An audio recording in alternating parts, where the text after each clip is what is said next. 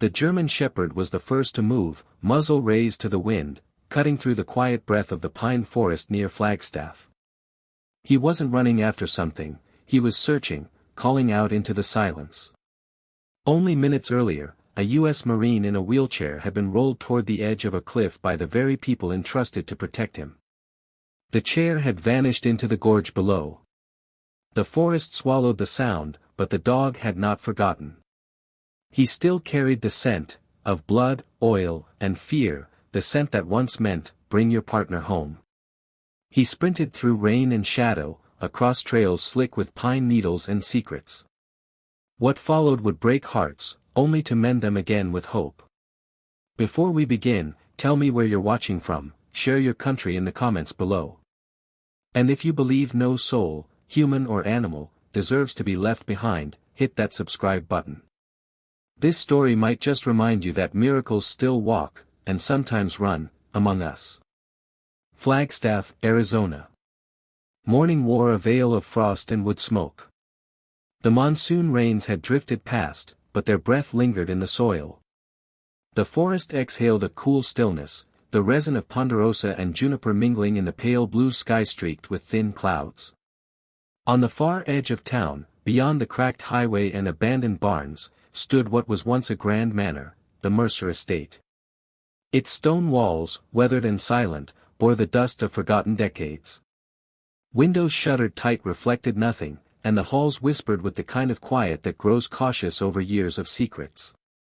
Inside lived Logan Mercer, 33, once a proud Marine in the United States Corps, now a man whose legs ended at the knee.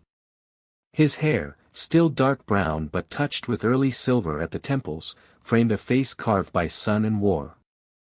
Deep lines traced his skin, souvenirs of Iraq's heat and dust. His strong jaw was softened by exhaustion, the kind that doesn't fade with sleep.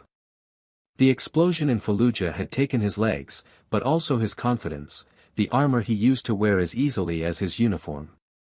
Once tall and commanding, Logan now rolled across creaking floors in a black wheelchair, its steel rims whispering faintly with every push.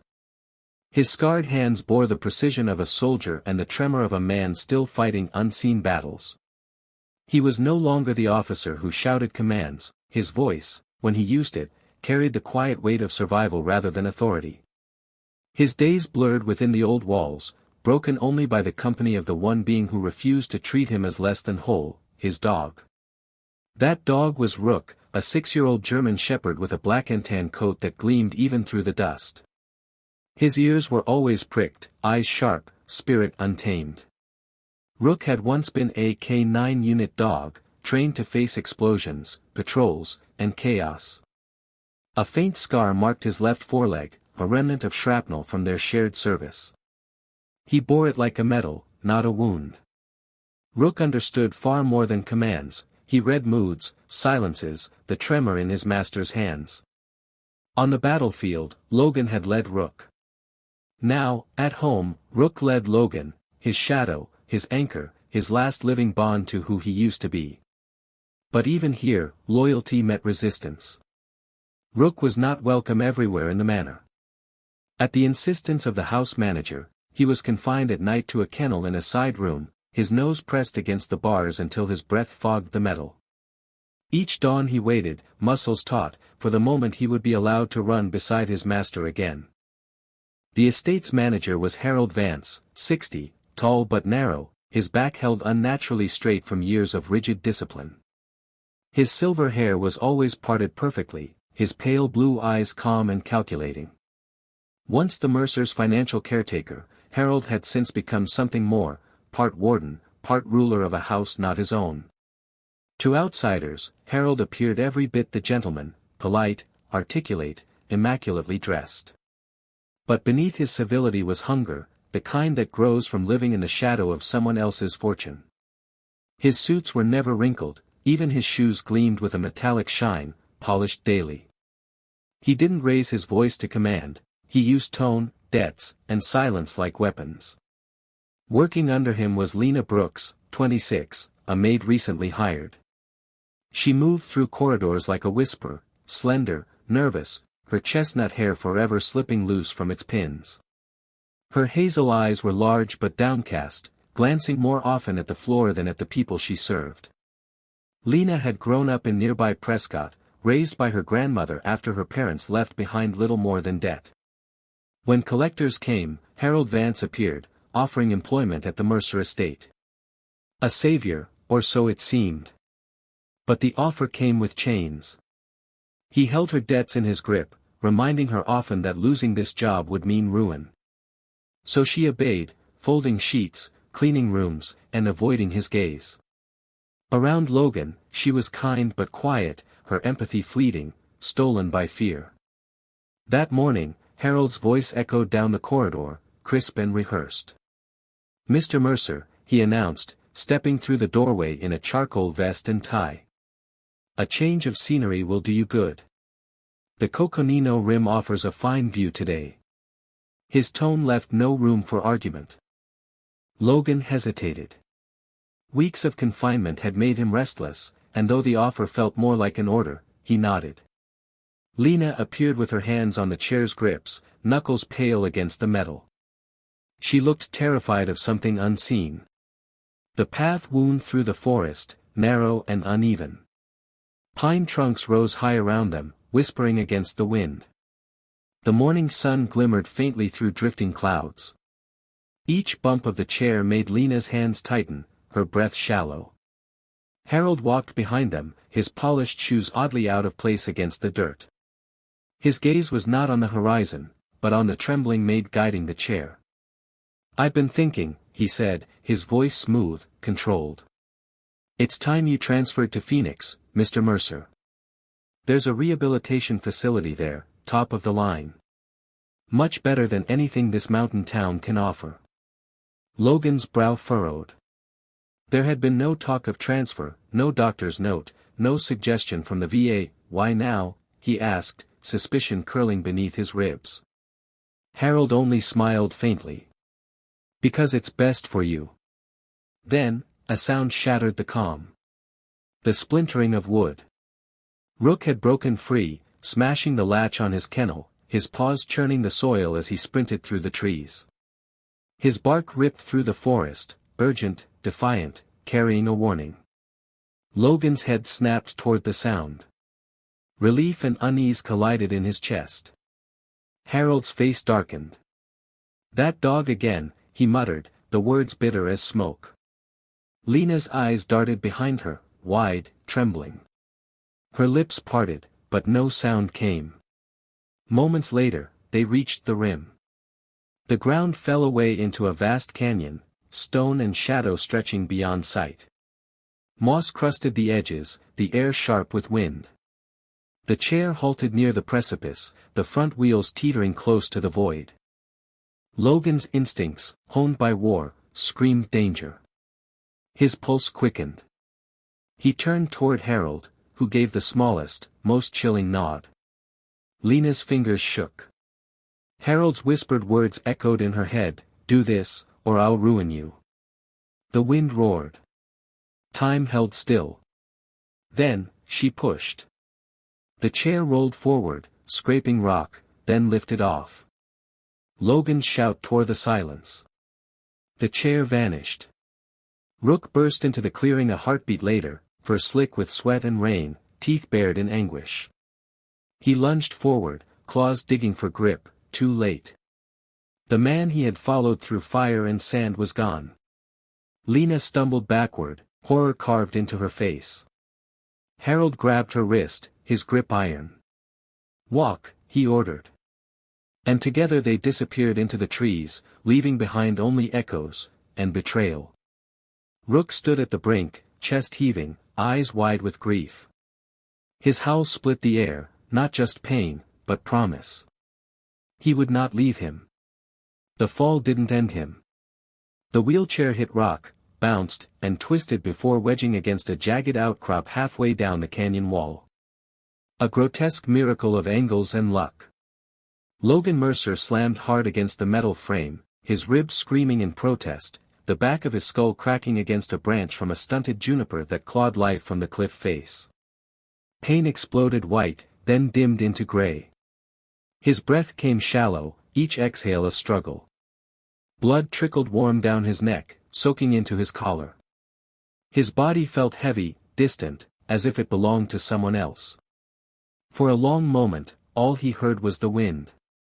Then his cracked lips parted. "Rook," he rasped, the word barely more than air. Above, the German shepherd had reached the edge only seconds after the chair disappeared. Rook lunged, claws scraping uselessly across stone. His bark split the canyon, wild and guttural, echoing from wall to wall. He ran in frantic circles, nose pressed low, searching for a way down. Then his nostrils flared, the faint iron tang of blood drifting upward from the abyss. That was all he needed. He threw his head back and howled, the sound reverberating through the gorge. Then, without hesitation, he turned and ran. His paws struck the earth in relentless rhythm, muscles surging beneath his coat as he tore through the forest. He knew these trails, every slope, every bend. He had run them with Logan for months. He was heading for help. Through brambles and mud, across the old service road and into the outskirts of town, he sprinted. His destination loomed ahead, a low, brick building with a weathered sign, Hale & Sons Auto Repair. Inside, Mason Hale wiped grease from his hands with a faded rag. 41 years old, he had the frame of someone who once wore armor instead of coveralls, tall, broad shoulders beneath a flannel shirt, chestnut hair trimmed short with threads of gray beginning to show. A faint scar curved from his jaw to his neck, a memory of Ramadi. He had served as a Navy corpsman with the Marines, patching men together under fire. Those days had left him with steady hands, sharp instincts, and eyes that carried too many ghosts. Now, the battlefield was a cluttered garage filled with the scent of oil, rubber, and steel. His movements were still precise, his posture upright, the discipline of war never really left him. Then came the sound, claws skidding on concrete. The door slammed open. Rook burst in, chest heaving, fur streaked with dirt and pine needles. A red smear stained his flank, not his blood, Mason realized instantly. "Rook," he muttered, frozen for a second, the rag slipping from his hand. The shepherd rushed forward, grabbed Mason's sleeve in his jaws, and yanked hard. His eyes were wild, desperate, pleading. He barked once, then tugged again, jerking toward the open door. "Whoa, easy, boy," Mason said, but then he caught it, the smell clinging to Rook's coat. Iron and soil. Not just any soil, that rust-red grit from the Coconino rim. Mason's stomach turned to stone. Logan. He didn't wait for another sign. He snatched his jacket from the hook, grabbed his old medic's backpack, the same one he'd carried in Iraq, and slung it over his shoulder. Inside were trauma supplies, rope, and flares. "All right, show me," he said, voice sharp. Rook barked once, released his sleeve, and bolted toward the truck. Moments later, the pickup roared down the highway, gravel spitting behind its tires as the storm gathered over the San Francisco peaks. Mason's jaw was tight, hands locked on the wheel, the old medic's adrenaline kicking in. Rook stood braced in the truck bed, eyes fixed on the road ahead, tail low, every muscle trembling with urgency. Back at the Mercer Estate, Harold Vance poured himself a glass of scotch though the clock hadn't yet touched noon. He stood before the tall window, posture rigid, the storm's distant thunder rolling like approval.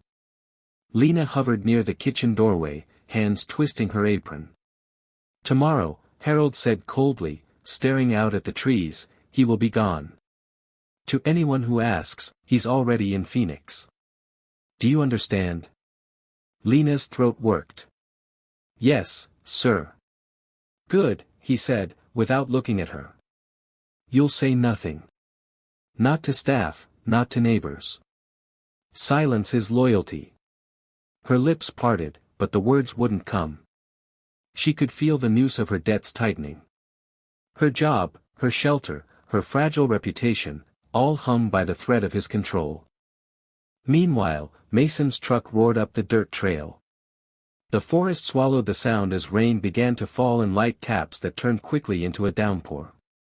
He parked as close as he dared, grabbed his pack, and followed Rook on foot. They climbed through the pines, the red soil slick beneath their boots and paws. Mason moved with the focus of a man scanning a battlefield, his gaze sharp, his breathing controlled. He saw the signs immediately, the deep grooves of wheelchair tires pressed into the earth. The path of something heavy dragged without hesitation, straight to the cliff's edge. He crouched, tracing the marks with calloused fingers. No turn, no struggle. Just a line ending in a scar of scraped stone. His throat tightened. No brakes, no chance to stop, he whispered. Rook barked furiously from the rim, tail stiff, looking down into the abyss. Mason lay flat, stomach against the wet rock, and peered over. There, twisted metal glinting in the shadows below. A wheelchair jammed against a ledge. A broken shape slumped within it. God, Mason breathed. He's alive. He could barely hear it, faint and fragile, a voice or maybe just whined, but it was enough. He turned to Rook, gripping the dog's soaked fur. You did good, boy. You found him. The shepherd whined softly, as if urging him to hurry. Mason pulled out the rope from his pack, measuring with his eyes, mind calculating distance and daylight. The instincts of a medic returned instantly, risk assessment, extraction, survival. He wasn't leaving Logan down there. Not again. By now, the sky over Flagstaff had turned bruised and heavy. July's monsoon season was in full fury. The storm rolled like a living thing across the mountains, thunder booming through the forest. Mason sprinted back toward his truck, Rook pacing at his side. He veered toward an old shed near his garage, forcing the rusty door open against the wind. Inside hung the remnants of a younger life, climbing ropes coiled on nails, a harness faded with chalk dust, and carabiners dulled by time. He worked fast, checking each rope, each knot, each buckle. His movements were practiced, deliberate, muscle memory from years of scaling cliffs and lowering wounded men from helicopters. Rook circled the doorway, restless, ears twitching with each crash of thunder. In town, Harold Vance stepped through the glass doors of Cole and Associates, a small law office marked by brass letters that gleamed even in the gloom. He cut an imposing figure, tailored gray suit, silver hair, shoes polished to mirror sheen. His expression was calm, but impatience flickered behind it. Inside, Darren Cole, a cautious man in his 50s with wire-rimmed glasses, greeted him with the wary courtesy of someone used to dealing with wealthy clients. Mr. Vance, Cole said, gesturing to a seat. What brings you in? Harold sat, folding his hands. Circumstances have changed. I'll need to assume immediate authority over the Mercer Trust. Mr. Mercer is incapacitated. I'll require guardianship, perhaps temporary power of attorney. Cole frowned. You'll need medical certification for that. The court won't grant guardianship without documentation. And the insurers will want proof of death or at least incapacitation.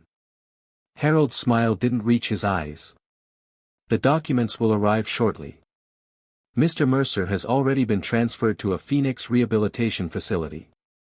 Until then, the trust must be managed. Cole hesitated. The man's voice was smooth, too smooth. Something rehearsed lingered beneath his calm. Send me the paperwork when you have it, he said finally. Without it, I can't move forward. Harold rose, buttoning his jacket. His phone buzzed. He answered quietly in the hallway. Yes, he said, voice low. We'll need the Phoenix transfer forms and digital signatures by tonight. No errors. At the far end of the hall, unseen, Lena Brooks entered with a small parcel for delivery. Her face went pale as she caught fragments of his words, transfer, signature, tonight. She froze, her pulse hammering, then slipped away before he could notice. Back on the rim, Mason parked beneath the looming pines. The wind had picked up, hurling sheets of rain sideways.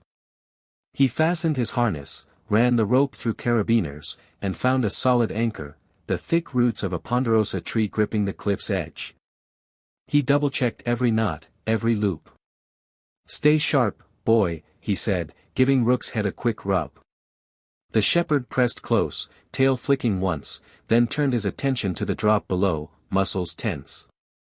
Mason clipped in, took one last look at the storm-churned sky, and stepped backward into the void. The rope strained under his weight, creaking against the bark. Rain hammered down in waves. Lightning carved jagged scars across the sky. Above him, Rook lay flat against the rim, his eyes fixed on his human descending into darkness, every flash of lightning reflected in his amber gaze. The storm broke with full force. Water poured down the rock face, turning it slick as glass.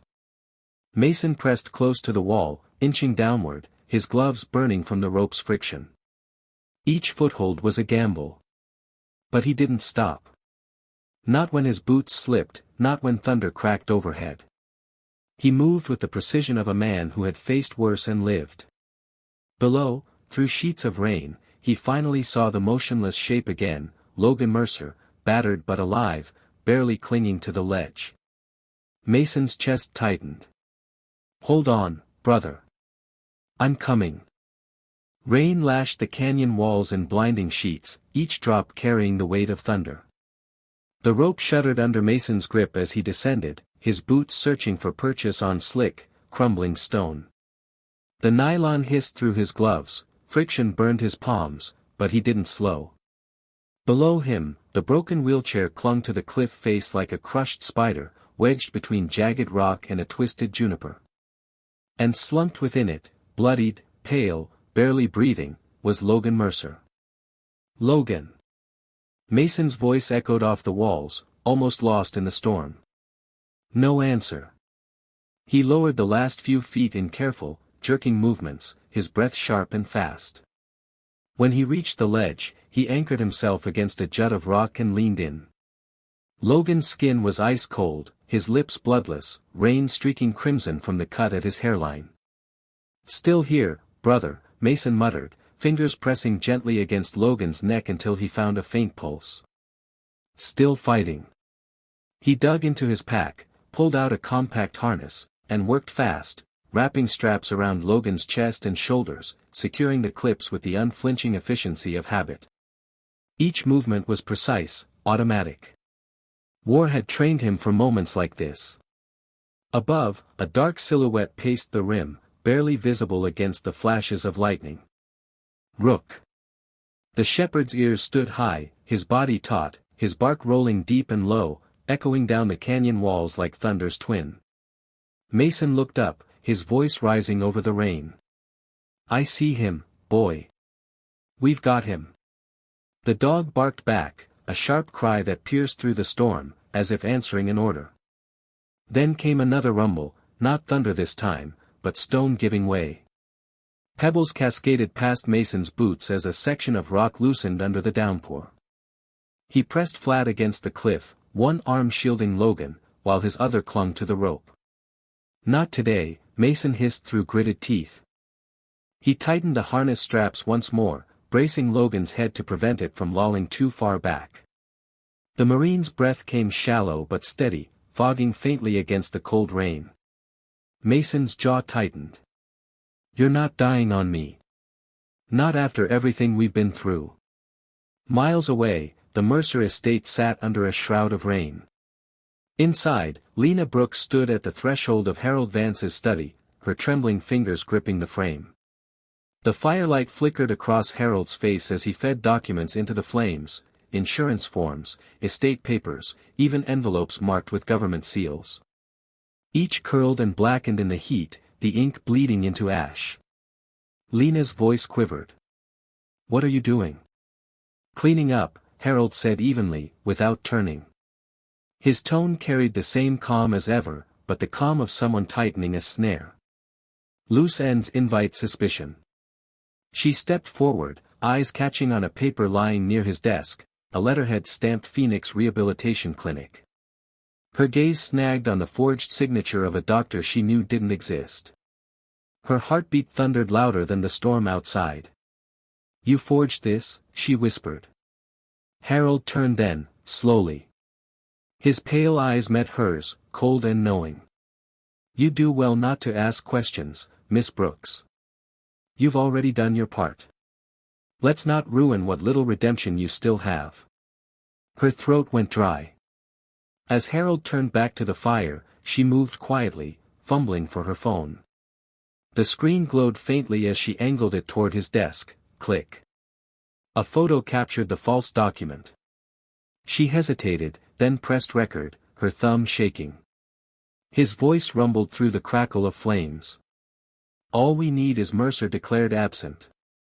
Once he's gone, the trust opens. Send the final form tonight." She swallowed, heart hammering, and slipped the phone into her apron. Harold turned suddenly. "Did you say something?" Lena shook her head, forcing a brittle smile. "No, sir." "Good. Then finish your duties and go to bed." She nodded, retreating, the phone trembling in her palm.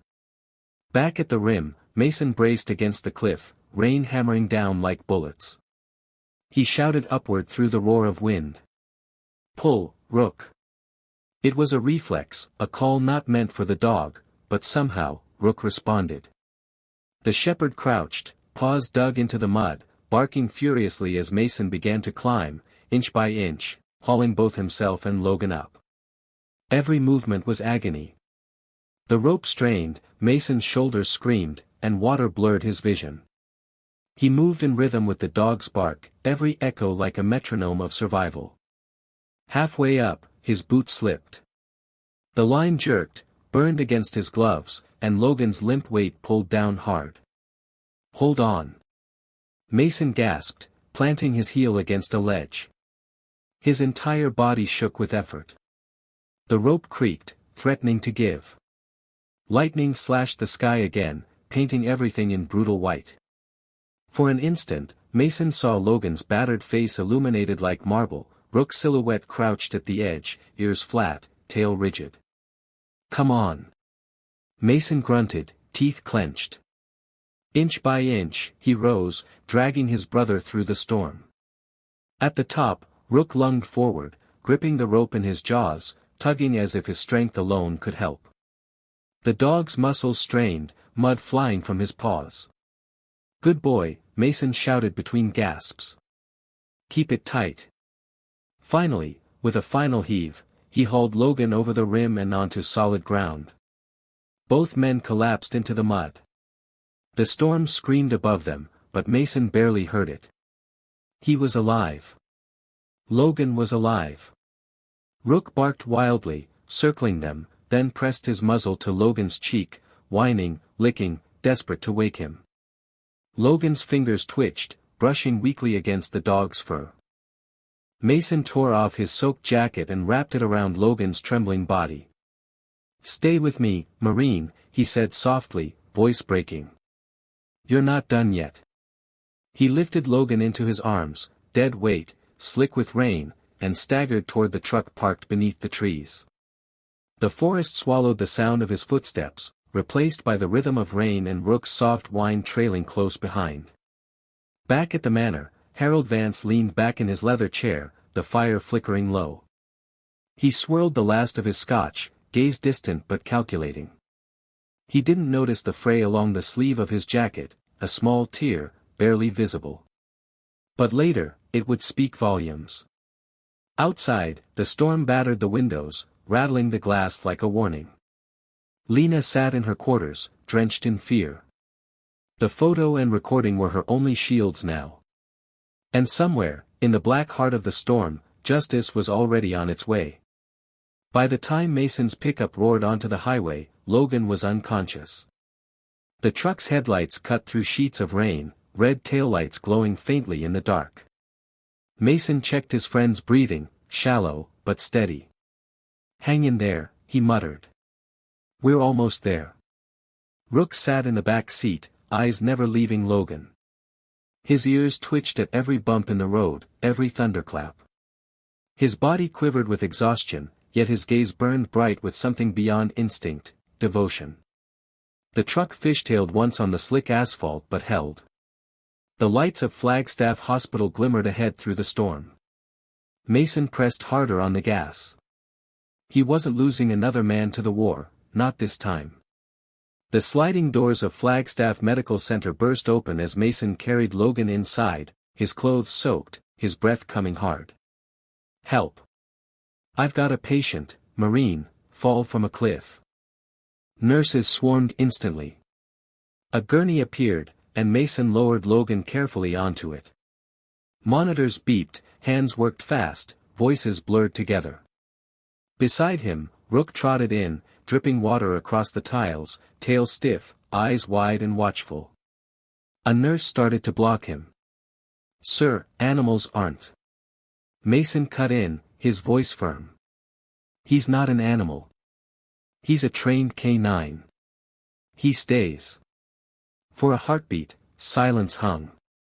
Then the head nurse, a woman in her 40s with sharp eyes and a voice that carried authority, nodded. "Keep him out of sterile areas. Otherwise, fine." Rook pressed himself against the stretcher's side as they wheeled Logan down the hall. His fur brushed the cold metal rails, his chest rising and falling with the rhythm of the heart monitor. Hours blurred into the hum of machines and the hiss of oxygen. Mason sat outside the ICU room, hands bandaged from rope burns, eyes fixed on the glass window. Rook lay at the foot of the bed, his gaze unbroken. The storm outside had passed. But inside that hospital, a different kind of reckoning was only beginning. Morning came quietly over Flagstaff. The storm had drifted east, leaving the hospital parking lot slick with puddles that mirrored the gray sky. Inside, the fluorescent lights hummed low over the corridor where Mason Hale sat, his shoulders sagging with exhaustion. His knuckles were bandaged from rope burns, and his boots still carried a film of red mud from the rim. Rook lay stretched beside his chair, his thick fur finally dry, eyes half closed but alert to every passing sound. Every time a nurse walked by, he lifted his head, scanning faces for one person, Logan Mercer.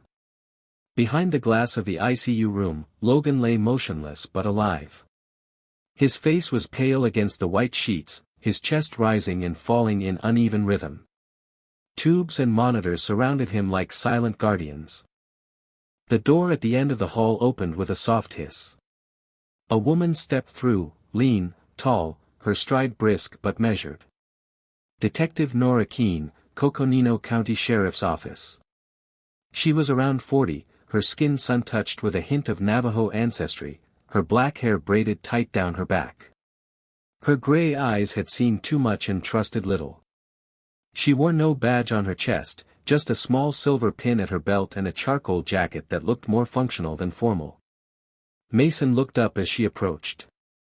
"Mr. Hale?" she asked, flipping open a notebook. He nodded. "Yeah. You the detective?" "Detective Keane," she replied, her tone firm but calm. "I'm told you brought in the man found at Coconino Rim." Mason straightened slightly. "Logan Mercer. He's a Marine. Someone pushed him off that cliff." Her brows lifted a fraction. "You're certain?" "I saw the tracks," he said. "Wheelchair marks. Straight to the edge. No hesitation, no turn, no break." She scribbled quickly in her notebook. "And how did you find him?" Mason gestured to the floor. "His dog. Rook. Busted into my shop, wouldn't stop until I followed. He led me right to the spot." Nora's eyes shifted toward the German Shepherd. Rook met her gaze with quiet, unflinching intelligence. He didn't growl, didn't move, just watched her. "Smart animal," she said softly. "The best," Mason replied. "He's the reason Logan's breathing." She nodded once, then looked through the ICU window at the unconscious Marine. "We'll need a statement. And I'd like to visit the site myself. But first," her gaze turned thoughtful, "who knew Mr. Mercer was going to that cliff?" "Just his caretaker, Harold Vance, and the maid, Lena Brooks," Mason said. "Vance runs the Mercer Estate." The detective jotted both names. "We'll start there."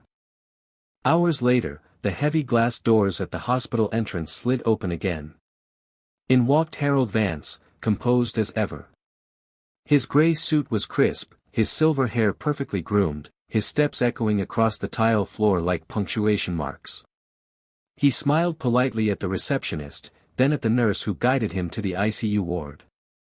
When he entered the corridor, Mason felt every muscle in his body tense. The moment Rook saw Harold, his demeanor changed. His ears flattened. His lips curled back, exposing sharp teeth. A deep growl rolled from his chest, low and vibrating. "Control that animal," Harold snapped, his voice slicing through the hallway. Mason didn't move. "He doesn't growl unless there's a reason." Detective Keane, who had been speaking with a nurse, turned at the noise. Her eyes flicked between Rook and Harold, reading the tension instantly. "And you are?" she asked. "Harold Vance," he said smoothly. "Estate manager for Mr. Mercer. I came as soon as I heard. Though I must say, this is all unexpected. Just yesterday, I personally arranged his transfer to Phoenix for rehabilitation." "Phoenix?" Nora repeated, her voice neutral but sharp underneath. "That's interesting. Because according to hospital records, no transfer was scheduled." Harold's smile faltered for half a breath. There must have been a miscommunication. Rook growled again, the sound low and steady, a living lie detector. Nora watched the scene in silence, then closed her notebook. "We'll be in touch, Mr. Vance." By afternoon, the call came from her field team. "Detective," a deputy's voice crackled through the radio, "we've got fresh wheelchair tracks at the rim. They go straight off the edge. No turn marks. No sign of braking." "Copy that," Keane said. Her jaw tightened. "Document everything. Photograph the prints, soil impressions, and tire width. Bag any fibers." When she hung up, she found Mason waiting in the corridor, Rook sitting obediently beside him. "Tracks confirm your story," she said. "I told you," Mason muttered, relief and anger warring in his voice. Later, a man in a lab coat entered the hallway, Dr. Eli Matthews, hospital forensic technician, mid-30s, composed, his hair sandy blonde and slightly tousled. He carried a small evidence bag. "Detective," he said, "you'll want to see this." Inside the bag was a dark thread, frayed at one end. "Where was it found?" Nora asked. "Caught on the frame of the wheelchair. Wool blend. Common to men's dress coats." Her gaze flicked toward the waiting area, where Harold stood talking to a hospital administrator. The sleeve of his gray suit jacket caught her attention. Near the cuff, a small tear. Barely visible unless you were looking for it. Her mind connected the dots with surgical precision. Moments later, a weak voice rasped from the ICU bed. "Harold, and the girl." Nora turned sharply. Logan's eyes were half open, unfocused but alive. Mason was at his side in an instant. "They pushed me," Logan whispered, his words slurred but clear enough to scorch the air. Rook let out a sharp bark, almost like an echo of agreement. Harold froze near the doorway. Nora's eyes narrowed as she wrote the words down in her notebook. "Thank you, Mr. Mercer." "He's delirious," Harold interjected quickly, stepping forward. "He doesn't know what he's saying." But a bead of sweat glistened at his temple. Nora snapped her notebook shut. "We'll see about that." She turned to her deputy, who had just entered. "Seal the Mercer Estate. Search every room, especially the study." Harold's composure cracked just long enough for Rook's growl to deepen, rumbling like thunder. That night, Flagstaff was quiet again. Streetlights glowed in the misty air, the rain reduced to a soft patter on the sidewalks. At the edge of town, Lena Brooks walked fast, her shawl pulled tight around her shoulders. She looked smaller than her 26 years, her face pale, her hands trembling. But her eyes, once fearful, held something new, resolve. In her pocket, her phone carried proof, the photo of the forged letter and the recording of Harold's voice. She clutched it like a weapon of truth. When she reached the sheriff's office, Detective Keane was waiting by the door, coat collar turned up against the cold. "You asked for me," Nora said quietly.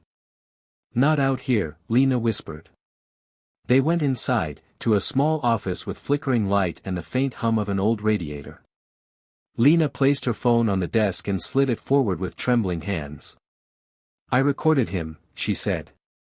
"He said once Logan was gone, the trust would open. He made me push the chair. He said if I didn't, he'd tell the collectors where to find me. I was scared. I did it because I thought I had no choice." Her voice cracked, tears streaking down her cheeks. Nora listened in silence, her gray eyes steady. "You pushed him," she said softly. Lena nodded, hiding her face in her hands. "I let go." "Then you testify," the detective said. "You give me that recording, and you tell the truth under oath. That's how you take his power back." Lena's sobs quieted. For the first time in years, she lifted her head. Back at the hospital, Logan stirred in uneasy dreams, the steady beeping of the monitor matching the slow rhythm of Rook's breathing beside his bed. The shepherd's head rested on the mattress, eyes half open, watching. When a nurse stepped too close, Rook growled low, a warning, not a threat. Dr. Emery Collins, the attending physician, entered quietly. He was in his late 50s, tall but stooped, his voice a mixture of experience and weariness. He spoke to Mason in low tones. "His injuries don't match a simple fall. The angle, the impact, it's consistent with being pushed. If not for that dog, you'd be planning a funeral." Mason nodded, his gaze fixed on Logan. "I figured as much." By morning, the story had already spread across town. The local paper carried the headline. "German Shepherd saves disabled Marine from cliffside attack." A photo showed Rook sitting by the hospital doors, soaked and solemn, his amber eyes watching the world as though he knew its secrets. The town buzzed, about loyalty, betrayal, and a dog's faith stronger than any man's. And at the center of it all, justice was gathering like another kind of storm, quiet, certain, and ready to break. Midnight draped itself over Flagstaff, but the Mercer Estate refused sleep. Rain still clung to the eaves, dripping steady as a clock. The mansion stood in silence, its windows dark, its secrets barely contained within the walls. A convoy of unmarked sheriff's SUVs rolled up the gravel drive, their headlights slicing through mist. Detective Nora Keane stepped out first, her coat catching the wind like a banner. Deputies followed with flashlights and evidence kits in hand. She gave one short nod. "Execute the warrant." The front door opened under firm knocks. Harold Vance appeared, still polished even in a silk dressing gown. His silver hair gleamed under the porch light, though beads of sweat dotted his temples. "Detective," he greeted coolly. "Is this really necessary?" "More than necessary," Nora replied, flashing the folded court order. "We're searching the property for evidence tied to the attempted murder of Logan Mercer." Harold's mouth twitched, but he stepped aside. "Of course. I have nothing to hide." Inside, the deputies spread out. Boots echoed on the marble floors as beams of light swept across portraits and polished wood. The manor's air smelled faintly of smoke and something metallic. Nora led two deputies straight to the study. The fire still glowed faintly in the grate, ashes soft and gray. She crouched near the hearth, eyes narrowing. "Still warm," she murmured. "He's been burning something." A deputy opened drawers and cabinets, careful but thorough. Papers rustled, keys jingled. "Locked cabinet here," he said. "Open it." With a sharp crack, the lock gave way. Inside lay ledgers, checkbooks, and a leather-bound notebook. Nora flipped it open. The pages were neat but coded, initials, dates, amounts, and words like transfer, insurance, signatures. "Got you," she whispered. Another deputy powered up Harold's sleek laptop. The screen filled with emails, correspondence between Harold and a contact in Phoenix. Words like digital authorization, timeline, and file completion by tonight stood out like blood on snow. Nora turned to face him. "You want to explain this?" Harold crossed his arms, the illusion of calm faltering. "Business records. You're misinterpreting. Then you won't mind us taking them." As deputies bagged the files, Harold's jaw clenched. "This is absurd. You have nothing admissible." Nora's tone stayed even but icy. "We have your employee's testimony, a recording of your voice, falsified documents, and your personal notes tying you to a fabricated transfer. That's a start." For the first time, the mask slipped. His pale eyes flickered, his breathing uneven. "Harold Vance," Nora said, stepping forward, "you're under arrest for attempted murder, conspiracy to defraud, and falsification of documents." She recited his rights as a deputy cuffed his wrists. The silver bracelets clicked tight. Harold didn't resist, but his composure drained away like color from his face. Outside, lightning flashed one last time before the sky cleared, illuminating the figure of a man whose own greed had undone him. At the sheriff's office, Lena Brooke sat on a wooden bench, her shawl pulled close, exhaustion etched into her young face. She wasn't treated like the others brought in that night. Nora had insisted she be kept separate, away from the cells. A deputy handed her a cup of water. She took it with shaking fingers. "Thank you. You did the right thing," the deputy said softly.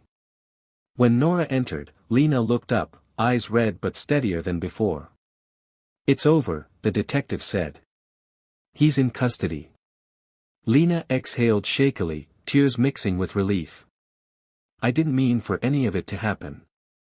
"I know," Nora said. "And the court will know too. You'll testify, and your cooperation will count." Lena nodded, clutching her shawl tighter. For the first time in years, she didn't feel trapped. At the hospital, dawn light filtered through the blinds of Logan Mercer's room. Machines beeped quietly. Rook lay curled at the foot of the bed, his head resting near Logan's hand. Mason sat beside them, a half-empty cup of coffee cooling on the tray. He'd slept maybe 2 hours, but his exhaustion felt lighter knowing justice was moving forward. When Logan's eyes opened, groggy but aware, Mason leaned in immediately. "Welcome back, brother." Logan blinked. "Where?" "Flagstaff Medical," Mason said. "You took a hell of a fall. But you made it." Rook lifted his head and let out a soft, relieved whine. Logan managed a faint smile. His voice came rough. "You found me." Mason shook his head. "He found you. I just followed." Logan's gaze drifted toward Rook, his hand trembling as it rested on the shepherd's fur. "Good boy," he whispered. The words broke into a weak chuckle. "Still saving my ass." A week later, sunlight replaced rain. News of the arrest spread across Arizona and beyond.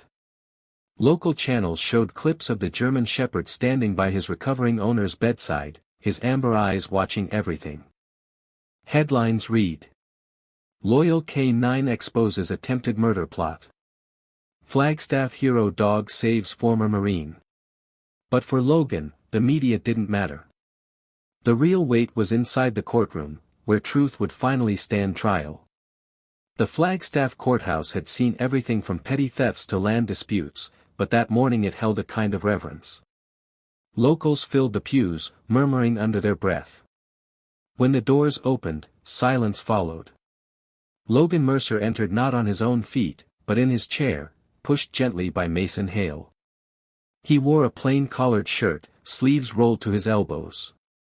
His frame was thinner, his face lined with healing scars, but his eyes carried the steadiness of a Marine who had stared death down and refused to blink. Beside him walked Rook, wearing a service harness now polished and official, leash in Mason's hand though barely necessary.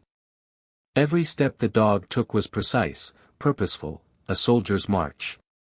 Judge Roland Pierce presided, a man in his late 50s with thinning blonde hair and a voice deep enough to fill the room without raising it. Known for his fairness, he had a miner's grit and a lawyer's patience. The gavel tapped once. Court is now in session. Detective Keane took the stand first. Her testimony was measured and deliberate. She described the investigation, the forged documents, the evidence trail from the rim to the estate. Each word drew a clear line between suspicion and certainty. Then came Mason. He told the story plainly, Rook breaking into his shop, leading him to the cliff, the climb down through the storm, the rescue. His tone was steady, but his eyes burned when he spoke of betrayal. He wasn't supposed to live, Mason said. They left him to die. But that dog never gave up. Gasps rippled through the courtroom. Rook sat quietly, tail still, gaze fixed on Logan. Next, Dr. Emery Collins testified, his calm voice carrying the weight of expertise.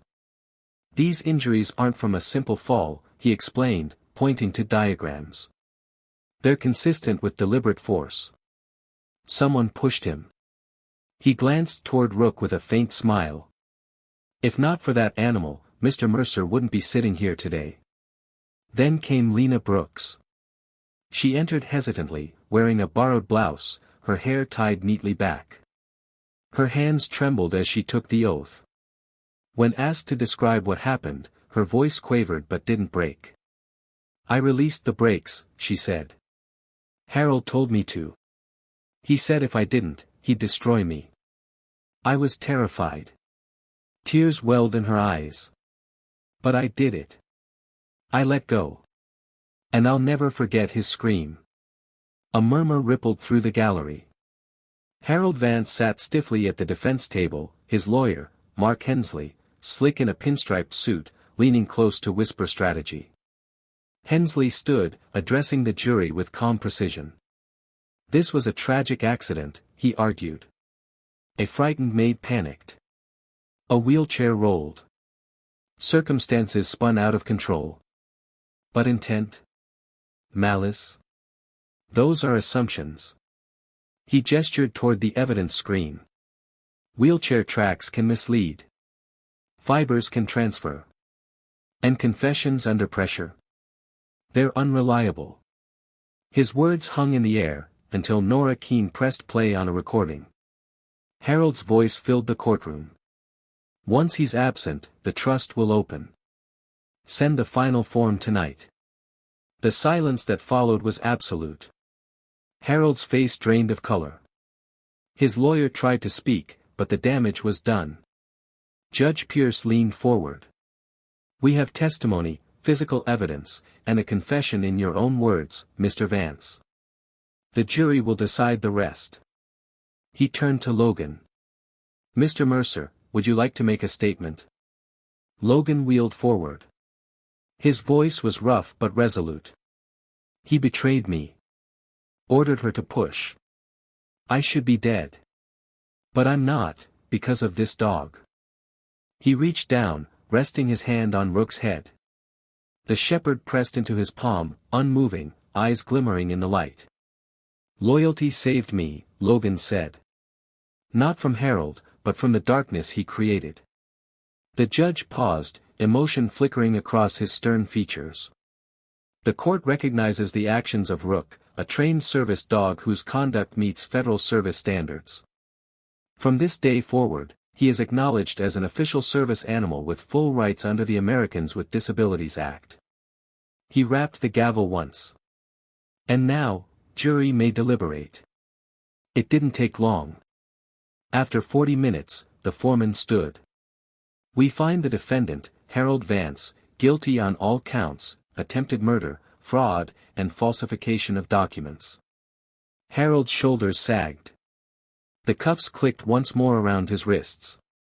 Lena Brooks received a suspended sentence, probation and community service, her cooperation and coercion weighed in mercy. Outside, sunlight broke through the pines. The courthouse steps filled with townspeople, applauding softly as Logan emerged, Rook at his side. Mason steadied the wheelchair as Logan paused. Rook leaned close, his tail giving one slow wag. Logan reached down, wrapping his arms around the shepherd's neck. "We made it," he whispered. From across the square, Nora Keane watched, arms crossed, her gray eyes softer than before. The judge stood at his window above, the golden light casting long shadows across the stone. The storm had passed. And in its wake, truth stood clean and unshaken. The sky above Flagstaff opened into a brilliant morning, no storm, no clouds, just a deep blue expanse stretching beyond the forest line. A breeze drifted through the pines, carrying the scent of new rain and wild sage. At the old Mercer Estate, life began again. The halls, once haunted by shadows and control, were quiet now, peaceful in a way they hadn't been for years. Dusty curtains had been pulled back, letting sunlight spill across the oak floors. Rook padded softly through the hallway, his nails clicking lightly against the wood. His ears twitched at every creak, but there was no tension now, only calm. The once closed door to Logan's study was open. Inside, Logan Mercer sat by the window, wheelchair angled toward the sunrise. His legs, wrapped in a thin blanket, rested easy. His hands, once scarred and tense, now held a small leather-bound journal. He looked stronger. The bruises had faded, though the memory of betrayal had not. But the Marine in him had learned something deeper than survival, forgiveness. On the windowsill, a small frame held a photo, two men in desert fatigues, sand swirling around them, laughter frozen in time. Mason and Logan, brothers in arms. The door opened quietly behind him. Mason stepped in, carrying 2 mugs of coffee. "You're up early," he said. Logan smiled faintly. "Old habits die hard." Mason set 1 mug on the table beside him. "VA called. Said your case review went through. You'll be receiving full reinstatement of your benefits, and, he hesitated, glancing toward Rook. "They're officially recognizing him as your certified service dog." Came straight from the Department of Defense. Rook looked up as if he understood, tail thumping once against the floor. Logan's lips curved into a smile. About time they recognized the real hero. He leaned forward, scratching Rook behind the ears. "You earned it, partner." For a moment, the room was silent except for the hum of morning and the slow rhythm of gratitude. Outside, the gravel path had been restored, lined with young pine saplings and small yellow wildflowers. Lena Brooks stood near the front gate, a satchel slung over her shoulder. She looked different, not fragile anymore, but steady. Her hair was loose, her posture tall. When she saw Logan and Mason rolling toward her, she smiled softly. "I wanted to say goodbye," she said. "Detective Keane helped me get a place in Prescott. I'll be starting at the veterinary clinic next week." Logan nodded. "That's good, Lena. You deserve a clean start." Her eyes welled. "I'll never forget what happened. I can't make it right, but I'll try to live in a way that honors the second chance you gave me." "You already are," Logan said gently. "Truth is what matters. You faced it." Lena crouched to Rook's level, brushing her hand gently across his fur. "Thank you, boy," she whispered. "For saving him. For saving me, too." Rook leaned forward, licking her hand once, a silent absolution. Weeks passed. The trial faded from headlines, replaced by other news, other storms. But for Flagstaff, the story remained, of loyalty, redemption, and a bond no betrayal could sever. Detective Nora Keane visited the estate once more before returning to Phoenix. She found Logan and Mason rebuilding the old stables, transforming them into a rehabilitation space for wounded veterans. She crossed her arms, a faint smile ghosting her lips. "Couldn't stay retired, huh?" Logan grinned. "Didn't like sitting still." She handed him an envelope, inside, a commendation letter from the governor's office. "For courage, service, and community rebuilding," it read. Logan's throat tightened. Guess they ran out of medals. Nora smirked. Maybe. But some heroes don't need them. She reached down to scratch Rook's neck. Take care of him, soldier. Logan nodded. He takes care of me. That evening, as the sun slipped low behind the ridges, Logan wheeled himself out to the edge of the estate grounds, to the same forest path that led toward the canyon. The air smelled of pine and new earth. The silence was no longer heavy. Rook walked beside him, steady, tail swaying, his coat shimmering gold in the dying light. Logan stopped at the spot where the path widened, where everything had changed. The soil had healed over, grass sprouting where chaos once lived. He stared into the distance for a long moment. I used to think, he said quietly, that war took everything from me. My legs, my strength, my sense of purpose. But it gave me something else, too, a brotherhood that doesn't break. Even after the war. Rook looked up at him, as if listening. Logan smiled faintly. And then there's you. You didn't just save me that night. You reminded me I still had something worth living for. He let the wind wash through the pause that followed, a quiet prayer carried in silence. Sometimes, he whispered, God doesn't send angels with wings. Sometimes he sends them with 4 paws and a bark. Rook tilted his head, then pressed his muzzle gently against Logan's hand. Far below, the canyon lay bathed in amber light. The storm had carved away its edges, but new grass grew between the rocks. Nature, unbothered by cruelty, simply healed. Logan took a deep breath, closing his eyes. The world, for the first time in years, felt right. When he opened them, Mason was coming up the trail with 2 more men, fellow veterans from their old unit. They carried lumber, tools, and laughter. Thought we'd get an early start, Mason called out. You supervising or just drinking coffee again? Logan chuckled. Somebody's got to make sure you don't build another crooked ramp. The men laughed, the sound easy and human. Rook barked once, tail wagging, then trotted ahead to greet them. By evening, a fire burned in the newly rebuilt fire pit.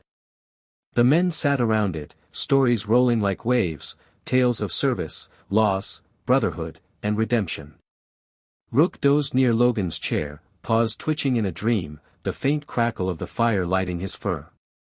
Mason poked at the flames, glancing up at his friend. You ever think about going back east? Mason asked. Logan shook his head. No. My war's over. This is home now. He looked toward the distant canyon. I owe this land a promise, to make something good grow where bad things happened. Rook stirred, as if understanding, and rested his head against Logan's bootrest. Months later, the Mercer Foundation for Veterans and K-9 Recovery opened officially. The press came again, cameras, reporters, microphones, but Logan didn't speak much that day. He let the place speak for itself. Rows of kennels stood beside training yards and therapy rooms. The sign above the entrance read simply, "Second chances start here." Rook stood at Logan's side during the ribbon cutting. When the applause broke, the shepherd lifted his head proudly, ears perked. For every broken soldier, for every abandoned dog, this was more than a shelter. It was a new beginning. As twilight fell once more, Logan sat on the porch of the main house, the valley below glowing gold. Mason had gone inside, leaving him alone with Rook and the soft chorus of crickets. He took out his old dog tag, scuffed, dented, the chain still cold against his skin, and hung it around Rook's collar. Guess you've earned it, he said softly. Sergeant Rook Mercer. The shepherd wagged his tail once, proud and silent. Logan leaned back, the stars starting to pierce the darkening sky. Somewhere in that vast stillness, the echoes of gunfire, betrayal, and storms faded away, replaced by peace, loyalty, and purpose reborn. He reached down, resting his hand on Rook's head. Come on, partner, he murmured. We've got a lot of work left to do. The dog looked up, eyes glinting in the firelight, and together they sat in quiet victory, man and dog, both scarred, both saved. The camera of the world might fade, the story might move on, but their bond remained, living proof that faith doesn't always roar, sometimes, it simply stands guard beside you.